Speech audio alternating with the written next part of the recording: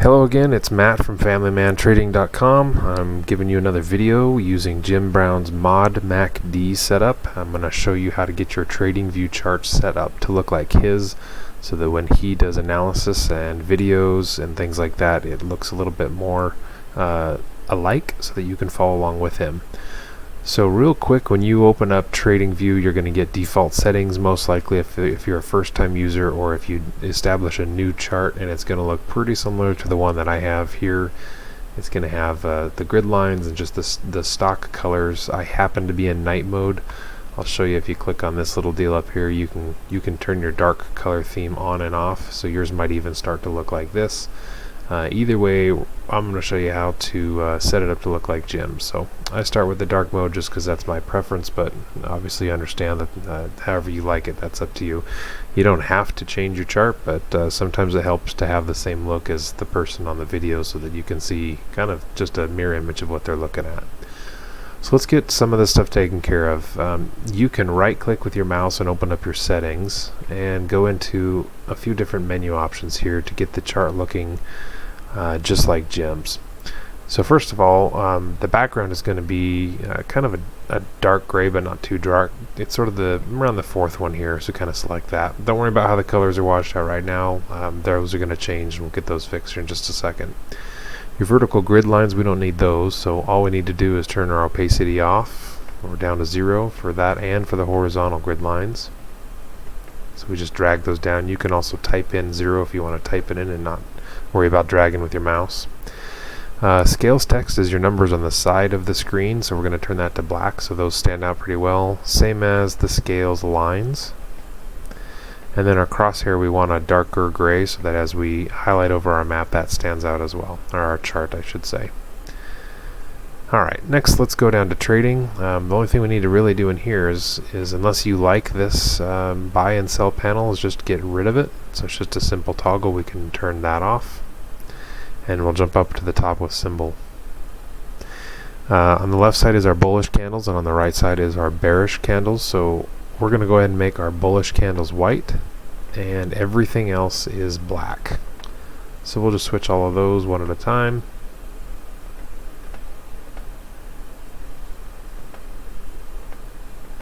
And you'll start to see the chart really begin to look like Jim Brown's as well.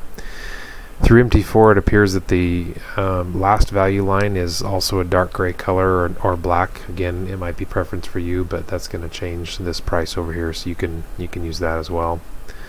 I'll take a look through here. Typically, I like to use just the ticker in the description line here for the symbol. That'll get rid of all this extra text here and just give you the abbreviated ticker symbol. And then I bring the background down to an opacity of 0. This background is when you apply indicators, they'll start showing up down here in a list, and if you have the background turned off, then it won't cover up your chart. It'll be see-through, kind of like these numbers are as you move your chart around. Take a look and make sure nothing else needs to be changed. Everything else looks good. So one thing I want to tell you guys is, once you have your template saved like this, if you want your chart to look like this every time you load it, what you want to do is come down here in your template and open it up and click Save As. Just name it whatever you want. I've got a couple here that I've named so that I can pull them up with quick reference. So I'll use my personal dark settings when I want to look at my dark, or my personal light settings. Whatever you save in these settings like we just did, when you click Save As, it will save those settings so that every time you load the chart, it'll go ahead and continue to look just like this. That saves your template so that you can apply that to any chart that you want, but now you want to save your chart.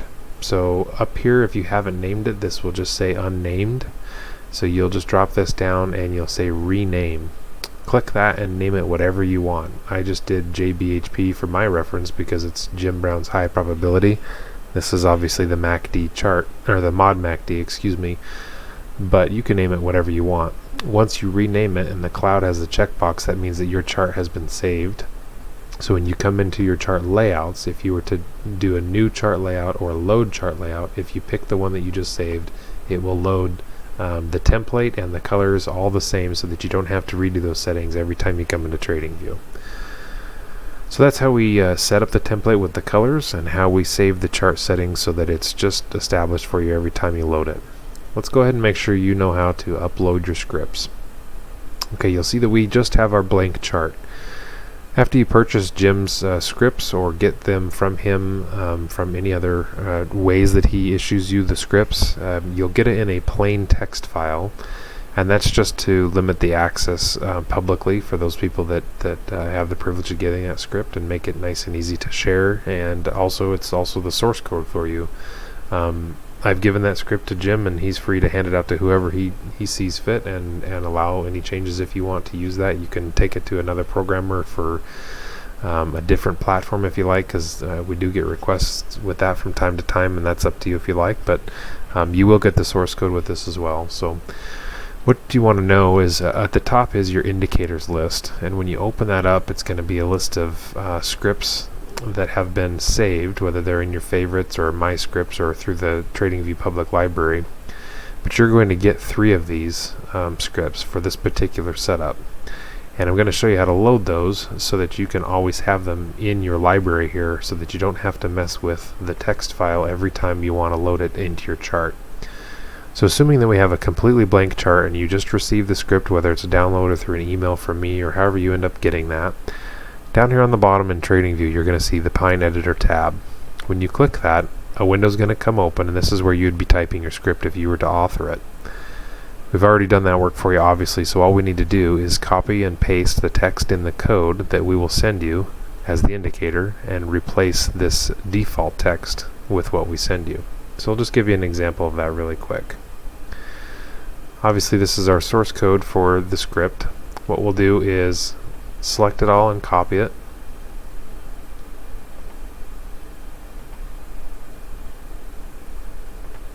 And once you have it copied, you can just move your script aside or close it. Then come in here, and while you've got your text on your clipboard, basically it's been copied, we want to get rid of every single letter in this original default text, so that you have nothing but a number 1 and a cursor. This means that there's no text, it's just blank, ready to be added. You can either Command V or Control V, whichever type of computer you have, or you can right click and just put paste. You'll notice that as you scroll through, there's plenty of code in here, and you'll find that it did paste all of the source code. So that's one indicator. I just happened to load the QMP filter one, which will apply to your price chart as soon as we save it. So we want to make sure that we save it. When you save your script, it will actually add it as an indicator in the menu that I just showed you. So I'm going to save it as something, and I'll show you how it pops up in here so you know how to access it, because as you begin to compile scripts, you're going to have more and more, and you're going to want to remember how you saved them.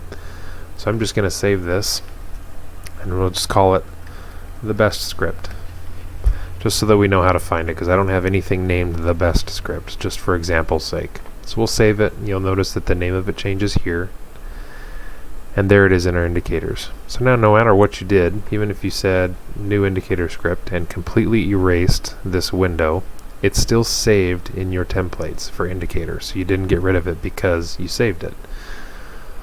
So how do we apply it? Well, we go into our indicators and we go into our scripts. This will be under My Scripts in your TradingView because it's one that you just saved, and we'll just find where you labeled it as the best script. If you click this star right here, it will go ahead and make it a favorite, so you can find it easier in a shorter list and find the best script. To apply it to your price chart, all you do is highlight it and click it.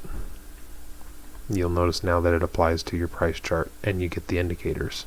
So it automatically comes with your QMP filter dots, and it comes with your moving averages built in. TradingView does limit people for the free account a number of indicators, so it's important that you use the scripts to your advantage, because technically this is two different indicators with the moving averages if you were to add them separately, but I've compiled them so that they're all in one, which saves you some money if you don't want to pay the paid subscription to get more indicators on your chart, because I believe that they allow you to have either 3 or 5 for the basic account. I'm not sure, I can't remember, but either way this should work for you for your free account. So we've got our price chart indicator, we've got our QMP filter indicators, but we also need to add the MACD indicators. Well, you'll do the exact same process.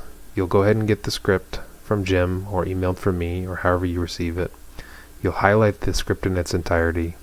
You'll remove this default text, and then you'll paste the text in here.